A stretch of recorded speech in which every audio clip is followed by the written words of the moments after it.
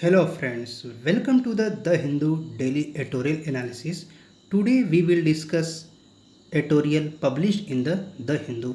तो आज है 21 सितंबर और हम डिस्कस करेंगे द हिंदू के एडिटोरियल को। हम देख रहे हैं कि अभी न्यू पार्लियामेंट में जो है मेंबर जो है एंट्री किए हैं और फर्स्ट बिल जो है वीमेंस रिजर्वेशन बिल को इंट्रोड्यूस किया गया है और वो बिल लोकसभा में पास भी हो गया है। तो आइए देखते हैं लेजिस्लेटिंग चेंज नाम से जो आर्टिकल है द हिंदू में, ये आर्टिकल क्या कहता है। ये बिल जो है वीमेंस रिजर्वेशन बिल से रिलेटेड है। अगर देखा जाए तो लगभग 3 दशक के बाद जो है पार्लियामेंट ने एक बिल को पास किया जो कि पॉलिटिकल ग्लास सीलिंग को तोड़ने का काम किया गया है। अगर देखते हैं कि जो लोकसभा है उस या जो लोकसभा नहीं, सिंपली जो पार्लियामेंट है या लोकसभा की जनरली बात की जाए तो 15% जो मेंबर हैं वो वीमेंस हैं। तो इन्हें देखा जाए तो पॉलिटिकल रिप्रेजेंटेशन उनका कम है। तो 128वां कॉन्स्टिट्यूशनल अमेंडमेंट बिल करके नारी शक्ति वंदन अभियान या वीमेंस रिजर्वेशन बिल नाम से एक बिल लाया गया है और उसे लोकसभा में पास किया गया, फिर राज्यसभा में चला गया, फिर वहाँ डिस्कशन होगा और पास होगा। इस बिल की जो सबसे इम्पोर्टेंस फीचर ये है, यह बिल केवल 15 सालों के लिए है, यानी सनसेट क्लाज इस पर लगा दिए गए हैं। ये कोटा है जिस पर सनसेट क्लाज है। सनसेट क्लाज का मतलब होता है जैसे ही 15 साल कंप्लीट होगा यह bill automatic null and void हो जाएगा, यानी इस बिल को ख़त्म करने की आवश्यकता नहीं है, ये आज ही डिसाइड हो चुका है। 2010 में ऐसा, अच्छा एक बात ये डिस्कस करने वाली है कि क्या ये बिल इससे पहले भी आया था। तो हाँ, 1997 में एच.डी. देवेगौड़ा की जब सरकार थी यूनियन गवर्नमेंट में, तब ये बिल आया था। 1998 में अटल बिहारी वाजपेयी, 1999 में अटल बिहारी वाजपेयी, फिर जो है मनमोहन सिंह के गवर्नमेंट में भी आया था और 2010 में तो राज्यसभा ने इसे पास भी कर दिया था, लेकिन बाद में लोकसभा ने इसे पास नहीं किया था और फाइनली ये जो है बिल पेंडिंग में पड़ा हुआ था। लेकिन अब यह बिल जो है पास हो गया है, लेकिन पास होने के साथ साथ इसमें 2 फैक्टर को उसके साथ इम्प्लीमेंटेशन को लेकर के जोड़ दिया गया है। यानी एक्चुअल में देखा जाए ये बिल पास तो हो जाएगा राज्यसभा में और राष्ट्रपति महोदय का साइन भी हो जाएगा, फिर भी ये बिल एक्टिव नहीं होगा। इसके पीछे 2 फैक्टर दिया गया है, एक डिलिमिटेशन और दूसरा सेंसस, यानी जो सीमांकन होता है लोकसभा क्षेत्र का, विधानसभा क्षेत्र का, या जो जनगणना है वो जब तक जनगणना नहीं होगी तब तक जनसंख्या का पता नहीं चलेगा और साथ ही साथ जो डिलिमिटेशन नहीं होगा लोकसभा का या विधानसभा का, तब तक ये जो है बिल एक्टिव नहीं हो सकता। यानी ये इसमें डिले किया जाएगा और साफ साफ कहा गया है कि ये 2024 में तो नहीं, संभावना है कि 2029 के 2029 के जो जनरल इलेक्शन होंगे उसमें अप्लाई हो सकता है, अभी गारंटी नहीं है। तो इसके पीछे का जो सबसे बड़ा कारण ये है कि सरकार जो है जनगणना करवा नहीं रही है और 2011 के बाद जनगणना भारत में हुए ही नहीं है। कोरोना आ गया 2019 में, फिर 20 में सरकार ने जो है इसको एक्टिव नहीं किया, बहुत सारे कारण दिए गए, लेकिन फाइनली अब जो है union home minister Amit Shah ने साफ साफ कह दिया है कि जनगणना का काम और डिलिमिटेशन का काम 2024 के आम लोकसभा चुनाव के बाद ही कराया जाएगा। यानी ये डिफिनिट हो गया कि ये बिल जो है 2029 से पहले एक्टिव नहीं होगा।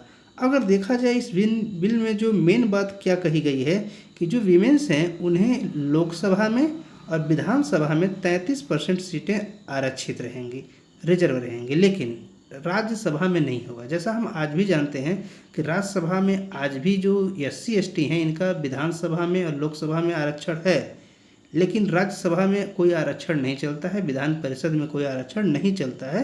तो ये बिल भी ऐसे ही आया है कि लोकसभा विधानसभा में आरक्षण होगा, लेकिन राज्यसभा और विधान परिषद में नहीं होगा।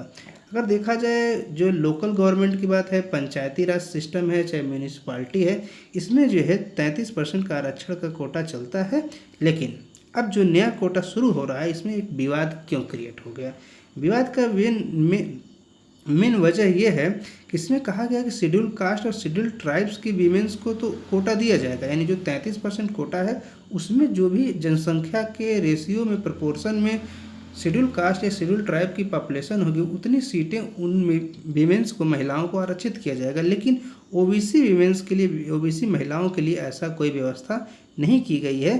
तो ये जो है अदर बैकवर्ड क्लास की जो बात की जा रही है इसके लिए कोई बिल में कोई उल्लेख ही नहीं है, इसलिए एक विवाद का मामला बन रहा है। परंतु वोट बैंक की राजनीति की वजह से सबने इस बिल को जो है सहमति दे दी है। सिर्फ 2 सांसदों के अलावा सबने इस बिल को मंजूरी दे दी। तो सरकार को 67% चाहिए था। जैसा कि बताया हमने शुरू में, ये 128th कॉन्स्टिट्यूशनल अमेंडमेंट बिल है, 128वां कॉन्स्टिट्यूशनल अमेंडमेंट बिल है, संशोधन बिल है।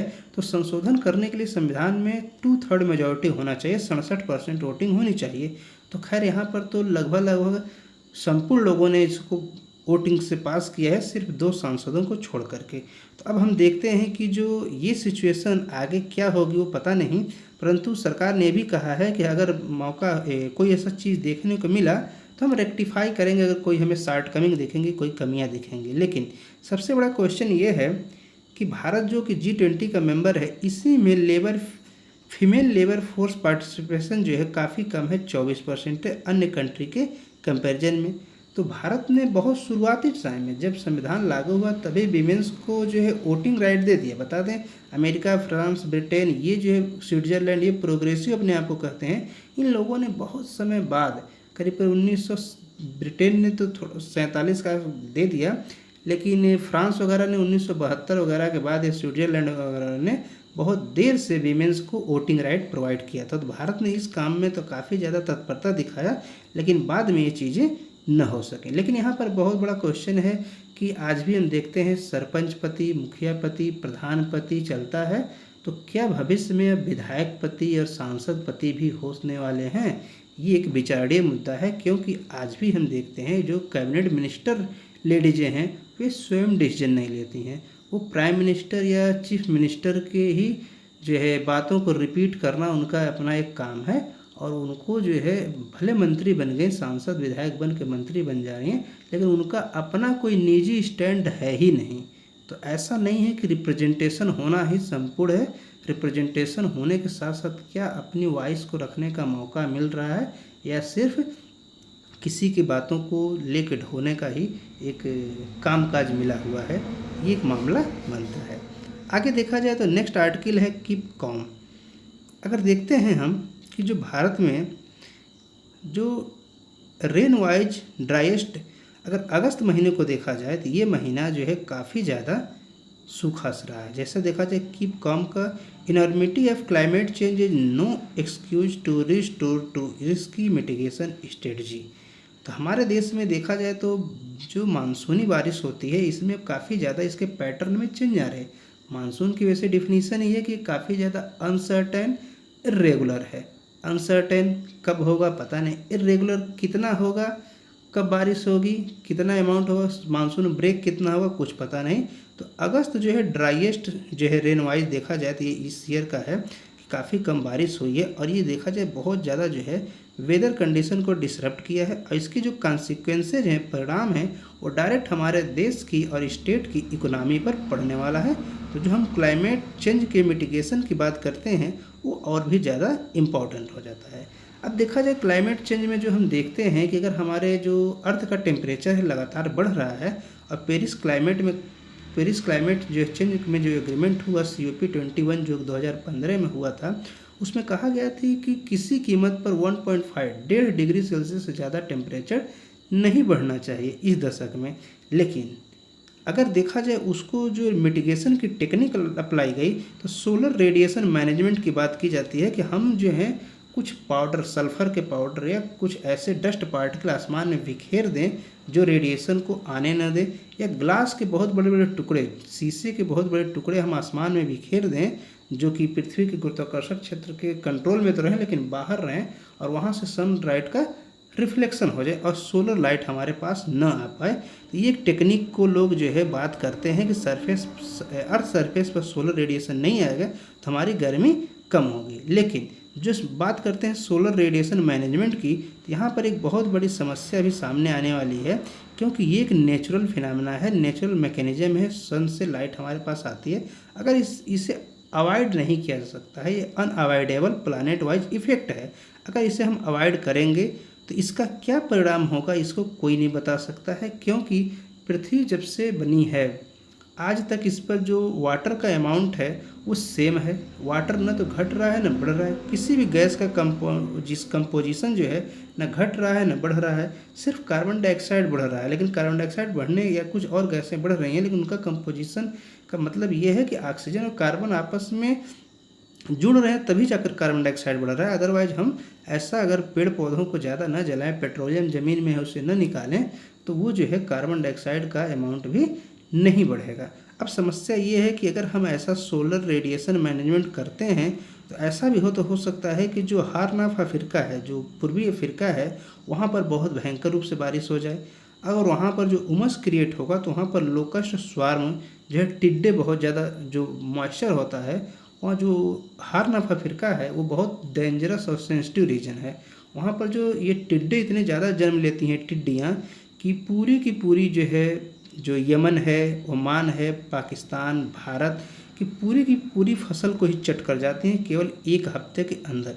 यानी अगर हमारा जो इमिशन अगर फेल होता है तो हो सकता है कि ये पूरा जो क्रॉप सिस्टम है, हमारी क्रॉपिंग पैटर्न है, वही डिस्ट्रॉय हो सकती है। तो जो हम जियो इंजीनियरिंग की बात करते हैं कि हम जो है जियो इंजीनियरिंग करेंगे और जो है यहाँ पर क्लाइमेट चेंज से अपने आप को बचाएंगे, परंतु ये जो सोलर रेडिएशन मैनेजमेंट का जो एक्सपेरिमेंट है ये जो है कुछ ज़्यादा ही खतरनाक दिख रहा है। तो क्लाइमेट ओवरशूट कमीशन इसके बारे में कहता है कि more research to close crucial scientific and governance gap before any deliberations on the implementation of solar radiation management like technology.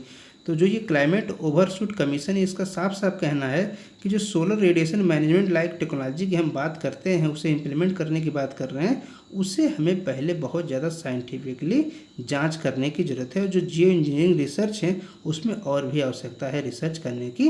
तो सबसे ज़्यादा जरूरी है कि जो साइंटिफिक कम्युनिटी है, तो वो जो है जो डेवलपमेंट की बात की जा रही है सोलर रेडिएशन मैनेजमेंट की जो है ये काफ़ी पर्याप्त नहीं है। इससे हमें इसको रिसर्च करने की ज़रूरत है, क्योंकि जिसे हम बात करते हैं पेरिस क्लाइमेट के एग्रीमेंट में कि 1.5 डिग्री सेल्सियस से ज़्यादा नहीं होना चाहिए, हो सकता है कि उसका जो हमारी मिटिगेशन टेक्नोलॉजी हो वो और भी समस्या क्रिएट करते हैं। इसलिए जो कार्बन कैप्चर है उस पर फोकस करना चाहिए और किसी भी तरह पॉलिटिकल मोटिवेशन से बचने की आवश्यकता है। और कार्बन इमिशन जो है, cutting emission and increase emission limit, हमें इमिशन को बढ़ाने घटाने के साथ साथ जो है हमें ये देखना है ज़रूरत है कि solar radiation management will only amplify this dilution. तो ये डाइल्यूशन हो सकता है कि हमारा टेम्परेचर जो है 1.5 डिग्री जो बढ़ रहा है 10 सालों में, हो सकता है कि 15 सालों में बढ़े। ऐसा नहीं है कि जो है हम जो सोलर रेडिएशन मैनेजमेंट कर देंगे तो अर्थ पर सन की लाइट आएगी ही नहीं। लाइट तो आएगी ही आएगी, थोड़े अमाउंट के लिए कम हो सकता है, लेकिन उसके भी बहुत नकारात्मक प्रभाव हमें दिख सकते हैं। तो ये जो है काफ़ी ज़्यादा सभी देश के लोगों को इस पर मिलकर विचार करने की ज़रूरत है। जो जियो इंजीनियरिंग की हम जो भी बात करते हैं वो एक विचारणीय मुद्दा है। नेक्स्ट आर्टिकल है taking a giant leap for a new ethics in outer space. हम जानते हैं वर्ल्ड में स्पेस टेक्नोलॉजी को लेकर के क्यूरियोसिटी सबकी रही है, लेकिन जो कंट्रीज हैं इनकी क्यूरियोसिटी जो है इस आधार पर ज़्यादा रही है कि हम कब कहाँ पर पहले पहुँच जाएं। तो the itch to get there first and fast is human. तो जो व्यक्ति के अंदर देखा जाए मानव में एक खुजली होती है कि हम सबसे पहले और सबसे जल्दी पहुंच जाएं। Being competitive is part of the human survival instinct. तो मानव की एक स्वाभाविक प्रक्रिया है कि जो है हम एक कम्पिटिटिव इन्वायरमेंट में रह सकें। जैसा कि हम देख रहे हैं यूपीएससी का ही एग्जाम है, कितना ज़्यादा कम्पिटिटिव है, एसएससी है, रेलवे है, बैंक है, टीचिंग जॉब है या कोई भी जॉब है। ये कम्पिटिटिव इन्वायरमेंट होना ही मनुष्य के लिए एक बहुत ज़्यादा एक उसका इंस्टिंक्ट है, स्वाभाविक प्रक्रिया है। तो अगर हम देखें ये चीज़ें हमारे स्पेस टेक्नोलॉजी में बहुत ज़्यादा, केवल स्पेस नहीं किसी भी साइट के एक्सप्लोरेशन के लिए काफ़ी ज़्यादा कॉम्पिटिटिव हमको देखने को मिलता है। तो इसमें अगर देखा जाए मनुष्य की जो 11 दशक पहले 1910-12 के समय में, तो ब्रिटिश और नॉर्वे के देशों ने क्या किया, इस आर्टिकल में ऐसा डिस्कस किया गया है कि रॉबर्ट स्कॉट जो कि ब्रिटिश था और एक नॉर्वे के एक्सप्लोरर था रोआल्ड एमुंडसेन, इन दोनों लोगों ने, जो रॉबर्ट स्कॉट ने साउथ पोल और नॉर्वेजियन एक्सप्लोरर रोल्ड एमुंडेसेन ने जो है नॉर्थ पोल की तरफ उन्होंने अपनी यात्रा शुरू किया। इन दोनों में ये होड़ थी कि कौन पहले पहुंचेगा नॉर्थ पोल पर या साउथ पोल पर। बाद में अमेरिकन भी फ्रेडरिक कुक और रॉबर्ट पियरी जो है इसमें शामिल हो गए, और जिससे कि एमुंडेसेन का जो है इंटरेस्ट थोड़ा कम हुआ था।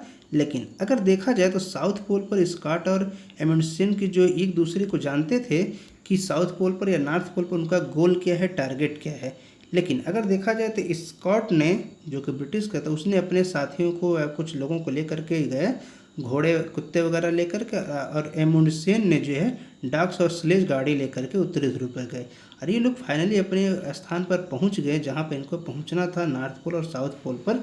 लेकिन अगर देखा जाए तो वहां पर साउथ पोल पर जो है पोल कैंप फोइल पोलहेम, जिसका मतलब होता है पोल होम, जो है स्थापित किया गया, और उसको जो एंटार्कटिक प्लेट्यू को जो है किंग हॉकोन 7th प्लेट्यू के नाम से नाम भी रख दिया गया। यानी जो आर्कटिक पर है उस पर नॉर्वे ने अपने राजा के नाम पर वहाँ पर एक स्थान का नाम रख दिया, बाद में वहाँ की रानी के नाम पर भी रख दिया था। इस तरीके से हम देखते हैं कि ब्रिटेन, नॉर्वे, अमेरिका, ये लोग जो है काफ़ी ज़्यादा स्पेस एक दूसरे से कंपटीशन कर रहे थे कौन कहाँ पर जल्दी पहुँच जाएगा।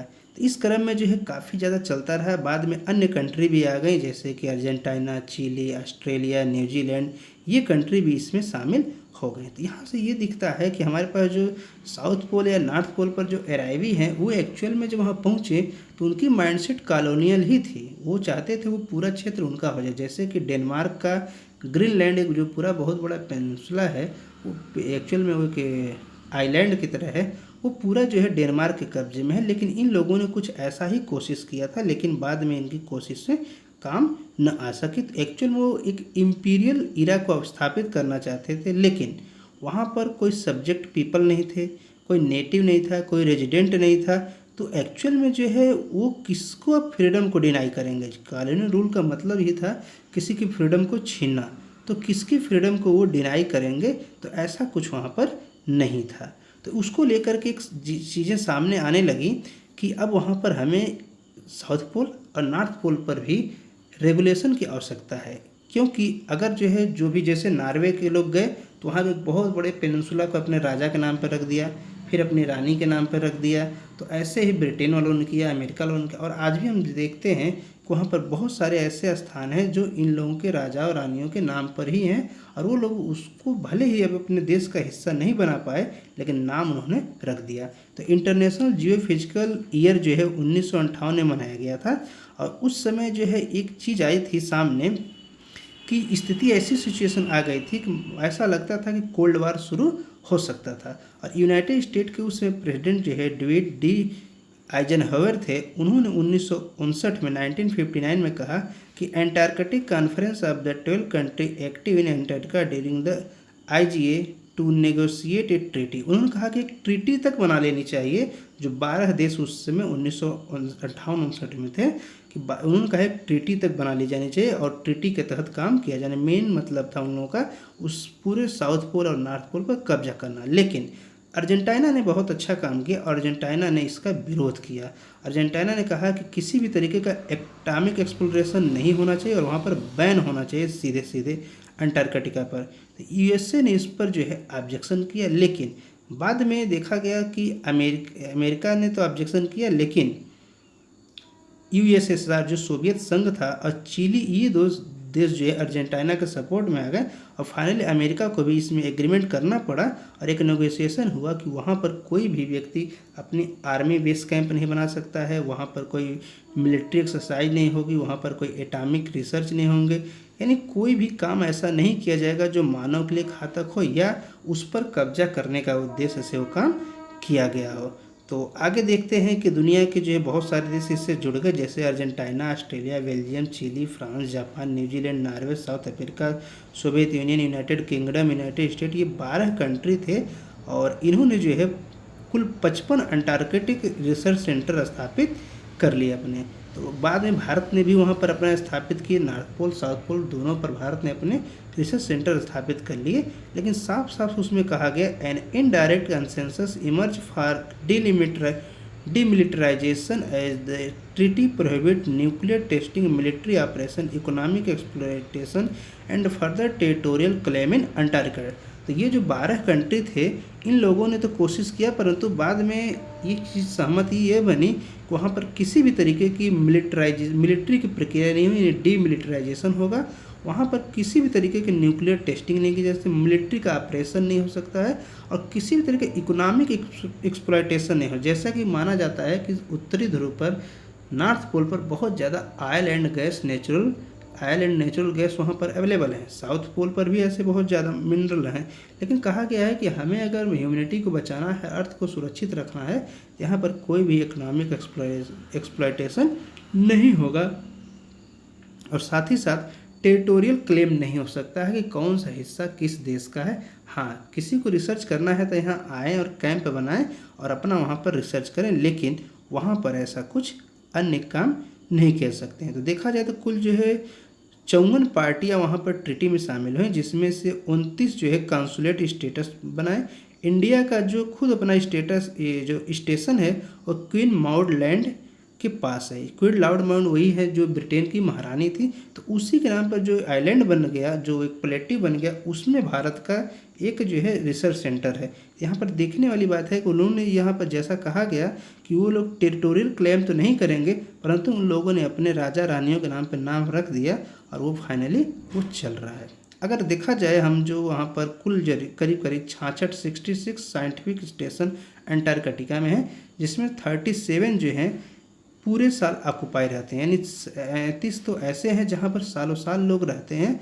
गर्मियों में 4000 और जाड़े में भी कम से कम 1000 लोग वहाँ पर हमेशा रहते हैं, यानी इतनी भयंकर ठंडी में भी 1000 लोग रहते हैं वहाँ पर पूरे समय, जो कि वहाँ पर रिसर्च वगैरह करते हैं। तो ये तो सही बात है कि रिसर्च वगैरह करना सही है, क्योंकि हम जो कॉन्टिनेंटल ड्रिफ्ट थ्योरी देखते हैं जियोग्राफी में, या कोई अन्य कॉन्सेप्ट देखते हैं अर्थ के फॉर्मेशन का, कॉन्टिनेंट के अरेंजमेंट का, उसमें साफ साफ पता चलता है कि नॉर्थ पोल साउथ पोल पर से बहुत ज़्यादा एक्टिविटी हुई है। भारत स्वयं कभी जो है साउथ पोल पर ही था, अंटार्कटिका से अटैच था। धीरे धीरे ये अफ्रीका के पास था, मेडागास्कर वगैरह हिस्से से। ऑस्ट्रेलिया भी भारत से कनेक्ट था, ऑस्ट्रेलिया पूरब साइड शिफ्ट हो गया। मेडागास्कर साउथ अफ्रीका जो है भूमध्य रेखा के क्लोज में आके रुक गए, और भारत यहाँ तक चला आया, और अभी भी भारत नॉर्थ ईस्ट डायरेक्शन में बढ़ रहा है। तो रिसर्च करना काफ़ी ज़्यादा सही है, लेकिन हाँ, ये बात ज़रूर ध्यान देने वाली है कि वहाँ पर कुछ ऐसी एक्टिविटी नहीं की जानी चाहिए। तो राइटर का इसमें मेन पर्पज़ यही है कि ये तो था अभी हमारे एक्सप्लोरेशन की पृथ्वी पर बात। अगर बात करें स्पेस की, तो स्पेस में भी हमारे कम जो है रिवाइवलरी नहीं चल रही। अभी जस्ट देखा गया कि भारत ने चंद्रयान 3 लॉन्च किया, उसके बाद रसिया ने तुरंत जल्दीबाजी में लूना 25 लॉन्च कर दिया कि कौन चंद्रमा के साउथ पोल पर पहले पहुंच जाएगा। लेकिन इसका परिणाम ये हुआ कि रसिया का मिशन फेल हो गया और भारत का सक्सेसफुल हो गया। अब जो है जापान का भी मिशन फेल हुआ था इसी साल, लेकिन जापान ने फिर से मिशन भेज दिया है, और उसका मिशन काफ़ी लंबा है। भारत के तुलना में उसमें और भी ज़्यादा टाइम लगेगा, करीब 120 दिन हुए या उससे कि अबाउट वो कुछ टाइम लगेगा। तो अगर देखा जाए तो इस स्पेस जो है, स्पेस को भी देखा गया है कि अमेरिका और रसिया में काफ़ी ज़्यादा कंपटीशन चल रहे थे कौन पहले जाएगा, और रसिया ने यूरी गागरिन को सबसे पहले भेज दिया, और बाद में अमेरिका ने चंद्रमा पर अपने यात्रियों को उतार दिया। इसी में देखा गया कि और भी होड़ लगी हुई थी, और इस होड़ में बहुत ज़्यादा पैसे नुकसान हुए, लेकिन उसका कोई फ़ायदा नहीं दिखा। अमेरिका फिर से 2024 में चंद्रमा पर जो आर्टेमिस मिशन के माध्यम से लैंडिंग कराने की बात सोच रहा है, जिसमें इंडिया भी एक पार्टनर है। लेकिन देखने वाली बात यह है कि पहले जो कोलैबोरेशन होते हैं, पार्टनरशिप चलती है, वो चल क्यों नहीं रही। जैसे कि इंटरनेशनल स्पेस एजेंसी बनाया गया 1998-99 के पास समय में, और उसमें दुनिया के लगभग सभी देशों ने कोऑपरेशन किया। अमेरिका, रसिया, चाइना, कनाडा सभी ने किया था। लेकिन बाद में इनकी राइवलरी बढ़ गई, और रसिया और अमेरिका में जो तनातनी बढ़ी, तो रसिया ने कहा कि हम अपना अलग ही स्टेशन बनाएंगे और वहाँ से लिंक को हम कुछ समय के बाद तोड़ लेंगे। चाइना ने भी ऐसा किया, चाइना ने अपना स्पेस स्टेशन जो है लॉन्च कर दिया, रसिया भी लॉन्च करने वाला है, भारत स्वयं वहाँ पर जो है लॉन्च करने की प्लानिंग में है 2030 तक। तो हम देख रहे हैं कि ये राइवलरी जो है पहले जो कॉपरेशन से शुरू हो गया, ये जो है कन्फ्रंटेशन तक पहुँचे, कॉपरेशन से कन्फ्रंटेशन की तरफ बढ़ रहे हैं। ये ट्रीटी जो भी हो रही है ये सही नहीं है। बात करें मून एग्रीमेंट की, जो कि 1979 में एक्सेप्ट किया गया था, उसमें भी कहा गया था कि जो हमें स्पेस बाउंड ह्यूमैनिटी को जो है लिए काम करनी है, और अगर कोई भी हम वहाँ पर चंद्रमा पर कोई भी इस एक्सक्लूसिवली जो है पीसफुल पर्पज के लिए ही काम किया जाएगा, वहाँ के एनवायरनमेंट को डिस्टर्ब नहीं किया जाएगा। और कोई भी देश अगर चंद्रमा पर कोई मिशन लॉन्च करता है, जैसा कि भारत ने Chandrayaan first, second, third launch किया, रसिया ने लूना लॉन्च किया, जापान ने चेंग 5 किया, अमेरिका कर रहा है, तो ये सभी लोगों में ये कहा गया है कि यूनाइटेड नेशन को जो है इन्हें इन्फॉर्म करना है कि किस लोकेशन पर ये अपना रिसर्च कर रहे हैं, कहाँ पर लैंडिंग करा रहे हैं, उनका पर्पज क्या है, ये सभी अपने स्टेशन की इन्फॉर्मेशन यूनाइटेड नेशन में देंगे। और इस एग्रीमेंट के माध्यम से कहा गया कि जो चंद्रमा का नेचुरल रिसोर्सेज है वो कॉमन हेरिटेज है मैनकाइंड के लिए, यानी एक कंट्री अपना उस पर अधिकार नहीं जता सकती है, कॉमन सभी लोगों के लिए। लेकिन ये बात कहने के लिए है, अमेरिका ने जो वहाँ से मिट्टियाँ लाया है, उस मिट्टी को अमेरिका आज भी बेचता है बहुत हाई रेट में। जैसा कि हमने देखा था चंद्रयान 2 के असफल होने का एक कारण ये भी है, जो कि मीडिया में नहीं ज़्यादातर आती है। चंद्रमा पर जो मिट्टी है वो पृथ्वी की मिट्टी से अलग है, तो वहाँ पर जो लैंडिंग करानी थी उसका जो है जो मिट्टी की प्रॉपर्टी है उसको जानना अति आवश्यक है। तो अमेरिका जो मिट्टी बहुत महंगे दामों में भारत में बेच रहा था, तो भारत सरकार ने क्या किया, मिट्टी थोड़ी मात्रा में खरीद लिया। उसी टाइप की कुछ मिट्टी तमिलनाडु में मिलती है, तो वहाँ के साइंटिस्ट, इसरो के साइंटिस्टों ने तमिलनाडु से मिट्टी लाए और उसी मिट्टी को जो है अपना एक स्पेसिफिक स्ट्रक्चर दिया और उसी मिट्टी पर उन्होंने अपना रिसर्च किया था। लेकिन फाइनली हमारा चंद्रयान सेकंड लैंड नहीं कर पाया। तो ये बात सही है कि हम यहाँ एक्सप्लोरेशन की बात करते हैं, ह्यूमन काइंड की बात करते हैं, लेकिन जो वहाँ से कंट्री ला रहे हैं वो नॉर्मल, चूँकि ये सही बात है, उनका बहुत पैसा खर्च हुआ है तो उसके लिए वो पैसा लेंगे, वो सही बात है, उसमें प्रॉब्लम नहीं है। लेकिन एक लिमिट से ज़्यादा पैसा लेना वो सही नहीं है, तो ये सच नहीं है। अगर वहाँ पर टाइटेनियम की बात की जाती है या किसी अन्य मेटल की बात की जाती है, वहाँ पर स्पेशली हाइड्रोजन की बात की जाती है, हाइड्रोजन बहुत ज़्यादा अमाउंट में है, तो ये चीज़ें अगर हमें मिलती हैं तो क्या जो कंट्री वहाँ से एक्सप्लोर करके लाएगा क्या पूरे वर्ल्ड को बांटेगा? तो ऐसा संभव नहीं है। दुनिया में जिसके पास तेल और गैस है, जिनके पास कुछ नहीं था आज से मात्र 40-50 साल पहले या 80-90 साल पहले, वो बिल्कुल गरीब देश हुआ करते थे, आज दुनिया के टॉप अमीर देश बनते जा रहे हैं। और दुनिया पर दादागिरी चलने क्यों? क्योंकि उनके पास ऑयल एंड नेचुरल गैस है। तो ऐसा ही होगा अगर चंद्रमा से कोई चीज़ आता है। तो मून एग्रीमेंट बनाए गए हैं कि ह्यूमन काइंड के लिए प्रयोग होगा, लेकिन उसका कोई ऐसा चीज़ दिखने वाली नहीं है। तो यहाँ पर बस ध्यान देने वाली ये बात है कि चंद्रयान का जब सक्सेसफुली मिशन लॉन्च हो गया तो भारत के प्राइम मिनिस्टर ने क्या कहा, the success of Chandrayaan 3 is not just India's alone but it belongs to all of humanity was wise and responsibility. उन्होंने, भारत के प्रधानमंत्री ने तो काफ़ी वाइज और रिस्पॉन्सिबल स्टेटमेंट दिया कि चंद्रयान जो चंद्रयान हमारा सक्सेसफुल लॉन्च हुआ है, उससे जो भी आउटकम आएंगे वो हमारे लिए नहीं, पूरे ह्यूमैनिटी के लिए। उन्होंने वर्ल्ड की बात नहीं किया, उन्होंने जो है कंट्री की बात नहीं किया, उन्होंने ह्यूमैनिटी की बात की कि सभी ह्यूमैनिटी के लिए इसका प्रयोग किया जाएगा। लेकिन अगर आउटर स्पेस ट्रीटी की बात की जाए, मून एग्रीमेंट की बात की जाए, इसके लिए सभी देशों का सहमत होना आवश्यक है। और अब तो देखा जा रहा है कंट्री जो एंटी सैटेलाइट मिशन को लॉन्च कर रहे हैं, यानी स्पेस में ही सैटेलाइट को ही नष्ट कर देंगे, जिससे कम्युनिकेशन जो है डी-लिंक हो जाए और देशों पर हमला कर दिया जा सके। तो इस स्पेस की, इस टेक्नोलॉजी से बचने की भी आवश्यकता है। नेक्स्ट आर्टिकल है वियतनाम की piece of America's Indo Pacific puzzle. देखा जाए तो वियतनाम और अमेरिका में बहुत भयंकर युद्ध चला और वो करीब करीब 11 ईयर का था, 11 सालों तक युद्ध चला, जो कि स्थिति काफ़ी ज़्यादा बिगड़ गई थी। लेकिन इंटरनेशनल रिलेशन ऐसे ही होते हैं कि वो समय के साथ बदल जाते हैं, ना काहूँ से दोस्ती ना काहूँ से बैर। वही वाली कबीरदास की दोहे वाली बात है कि वो जो है इंटरनेशनल रिलेशन में न कोई दोस्त होता है न कोई दुश्मन होता है। तो देखा जाए तो वियतनाम के साथ अमेरिका ने 11 साल लड़ाई लड़ा, लेकिन वो हार गया। एक अमीर कंट्री, बड़ा कंट्री वियतनाम से हार गया। फिर से बाद में उन्होंने अपने रिलेशन को जो है नॉर्मलाइज कर लिया और इसी साल जो है 10 सितंबर को general secretary of communist party Vietnam जो है कि सेंट्रल कमेटी जो कि गुयेन फू थोंग हैं, उन्होंने यूएस प्रेसिडेंट जो बाइडेन से मीटिंग किया और मीटिंग के जो है दौरान जो है बाइडेन ने विजिट किया, वहाँ के डिफरेंट बायलैटरल रिलेशन को भी उन्होंने देखा और साथ ही साथ उन्होंने इस मीटिंग में डिसाइड किया कि वियतनाम और यूएस का जो रिलेशन है उसे और एलिवेशन किया जाएगा और उन्होंने यूएस वियतनाम रिलेशनशिप को बढ़ाया।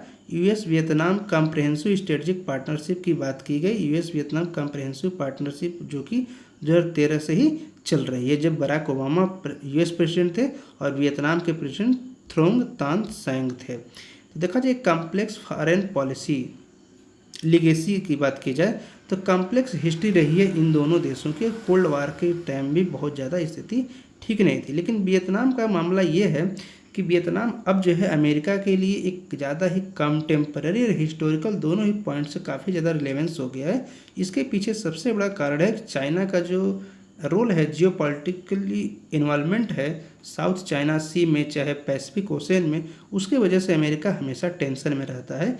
इसलिए अब अमेरिका जो पैसिफिक रीजन में जो भी कंट्री हैं उनके साथ अपने रिलेशन अच्छे बना रहा है, जिससे कि उनकी जो है किसी वजह से चाइना के साथ एग्रेशन में अमेरिका को फ़ायदा हो सके, लेकिन उन देशों का भी फ़ायदा हो सके, क्योंकि चाइना की एग्रेसिव पॉलिसी किसी के लिए भी ठीक नहीं है। भारत जो है टेरिटोरियल तरीके से अटैच है और सी टेरिटरी के माध्यम से ये जो कंट्री है वहाँ पर भी ये समस्याएं चाइना क्रिएट कर रहा है।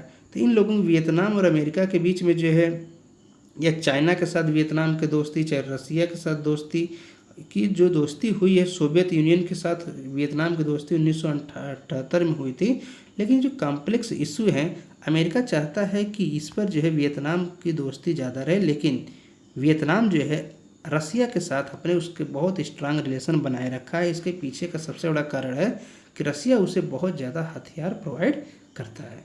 देखा जाए तो वियतनाम जो है कॉम्प्रहेंसिव स्ट्रेटजिक पार्टनरशिप आज तक केवल 4 ही देशों के साथ किया है, चाइना, रसिया, इंडिया, साउथ कोरिया।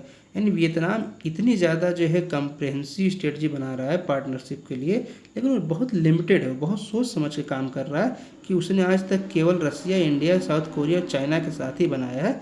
और अगर हम देखते हैं कि जो वियतनाम का युद्ध चला था वियतनाम अमेरिका, तो 1973 में पेरिस पीस एकॉर्ड के माध्यम से उसमें जो है वार को एंड किया गया था। उसके 50 साल भी हो गए। तो बाइडेन यूएस प्रेसिडेंट बाइडेन का एक बहुत बड़ा पॉलिसी है, इंडो पैसिफिक पॉलिसी, कि हम किसी भी तरीके से वियतनाम को जो है अपने एक लीडिंग रीजनल पार्टनरशिप के रूप में रखें, क्योंकि हमें भविष्य में कभी भी आवश्यकता पड़ सकती है। इसके साथ साथ देखा जाए तो वियतनाम और अमेरिका के बीच दोस्ती काफ़ी बढ़ चुकी है और उन्होंने अपने राइवलरी पीरियड को भूल चुके हैं। इसके क्रम में देखते हैं कि जो वियतनाम है वो 10th largest good trading partner America का 2020 में बन चुका है, 10वें नंबर का, यानी बहुत ज़्यादा क्लोज हो चुका है। और टोटल वैल्यू की बात करें तो यूएस और वियतनाम के बीच करीब 92.2 बिलियन यूएस डॉलर का ट्रेड हो रहा है, जो कि 2022 तक संभवतः 138 बिलियन पहुंच सकता है। तो हम देख रहे हैं कि जो है 2022 में, मई 2022 में Indo Pacific economic framework for prosperity IPEF जो है लॉन्च किया गया अमेरिका द्वारा, और वियतनाम उसका एक फाउंडिंग मेंबर था, जिसमें 13 और भी कंट्री शामिल थी। तो इससे देखा जा सकता है कि एशिया पैसिफिक रीजन में अमेरिका और वियतनाम का एक रोल है और अमेरिका उसे और भी बढ़ाना चाहता है। इसमें हम देखते हैं कि यूएस के defence secretary Lloyd Austin, vice president Kamala Harris ने 2021 में विजिट किया। साथ ही साथ जो है कुछ और सेक्रेटरी वगैरह लगातार विजिट कर रहे हैं, विदेश मंत्री विजिट कर रहे हैं, जिससे कि इनके रिलेशन को और आर्गुमेंट किया जा सके, रेशनलाइज किया जा सके। यूएस वियतनाम रिलेशनशिप जो है देखा जाए तो काफ़ी ज़्यादा एक्सपेंशन हो रहा है उनके बायलैटरल स्पेक्ट्रम के केस में, और वो जो है हर फील्ड में, science, technology, health, digital innovation, cooperation, training of high quality workforce की बात करें, क्लाइमेट चेंज की बात करें, वो हर क्षेत्र में कोऑपरेशन कर रहे हैं। और साथ ही साथ देखा जाए तो वियतनाम चाइना से भी जुड़ा है, लेकिन इस समय वो अमेरिका से भी काफ़ी ज़्यादा क्लोज बना हुआ है। An assertive China, the war in Europe has thrown new challenge for Vietnam as its weapon import from Russia, its largest defence supplier, has been hit by West led sanction. अब Vietnam के लिए एक समस्या और create हो गई है कि जो रसिया यूक्रेन का लड़ाई है, एक्चुअल में रसिया यूक्रेन का न होकर के रसिया यूरोप और अमेरिका की लड़ाई हो चुकी है। तो अमेरिका और जो यूरोपियन कंट्री हैं, वेस्टर्न कंट्री हैं, इन लोगों ने रसिया के ऊपर संक्शन लगा दिया। जो स्विफ्ट सिस्टम है, जहाँ पर जो ट्रांजैक्शन होते हैं वो ट्रांजैक्शन हो नहीं पा रहे हैं। तो सबसे बड़ी समस्या वियतनाम के पास ये है कि वो रसिया से बहुत ज़्यादा वेपन इंपोर्ट करता था, लेकिन पेमेंट हो न पाने की वजह से वो ऐसा करने में सफल नहीं हो रहा है। तो इससे भी बहुत बड़ी समस्या हो सकती है। लेकिन वाशिंगटन इस बात को जानता है, अमेरिका जानता है कि अगर हमें साउथ चाइना सी में या इंडो पैसिफिक रीजन में, पैसिफिक ओशन में अगर अपनी बढ़त बढ़ानी है तो वियतनाम जैसे एक बहुत की पार्टनर के साथ जो है एक स्ट्रेटजी बनानी बहुत ज़्यादा काफ़ी ज़्यादा इम्पॉर्टेंट होगा। और ये जो है बाइडेन की जो विजिट हुआ है 10 सितंबर को, ये उसका बहुत ही इम्पॉर्टेंट कंपोनेंट था कि वहाँ पर एक फ्रेंडली रिलेशन को और ज़्यादा बढ़ाया जा सके। साथ ही साथ जो है वियतनाम के जो हनोई का चिप मैन्युफैक्चरिंग है उसकी भी कैपेसिटी को, कैपेबिलिटी को बढ़ाने की बात की जा रही है। आगे अगर देखते हैं तो India's initiative on critical and emerging technology ICET partnership with the US along with the Quad principle of critical and emerging technology could provide an overarching framework in the Indo-Pacific for a standardization of the technology in the design, development and use। तो भारत ने एक initiative शुरू किया है। अभी भारत के प्रधानमंत्री ने अमेरिका की जो है 21 जून को उन्होंने एक स्टेट विजिट किया है। तो इस स्टेट विजिट में एक चीज़ सामने आई थी कि initiative on critical and emerging technology पर बातचीत हुई है। तो उसके माध्यम से भी अमेरिका जो है अपने अन्य पार्टनर के साथ उसमें टेक्नोलॉजी जो स्पेशली सेमीकंडक्टर वाले मामले हैं, सेमीकंडक्टर डिज़ाइन है, उनके मैन्युफैक्चरिंग है, उसको डेवलपमेंट में योगदान करना चाह रहा है। तो फाइनली अगर देखा जाए तो इसमें इंडिया का भी एक बहुत बड़ा रोल बन जाता है। और भारत ने तो फिलीपींस को अपने ब्रह्मोस मिसाइल भी भेज दी है। तो हो सकता है भविष्य में हम इसे भी बेचें। So India middle east Europe economic corridor जो कि G20 मीटिंग के दौरान ही ये चर्चा में आई थी, ये भी एक जो है कॉम्प्रिहेंसिव स्ट्रेटेजिक पार्टनरशिप का मामला बनता है। और इस तरीके से हम देख रहे हैं कि वर्ल्ड ऑर्डर में चेंजिंग आ रही है। जो दुश्मन जो हैं दोस्त बनते जा रहे हैं, और जो कनाडा हमारा कभी दोस्त हुआ करता था वह दुश्मन बन रहा है। तो ये है पॉलिटिक्स। तो ये आर्टिकल यहीं तक था। तो अगर आप चैनल पर नए हैं तो चैनल को सब्सक्राइब जरूर करें, लाइक करें, शेयर करें। So thanks for the watching this video. जय हिंद, जय भारत।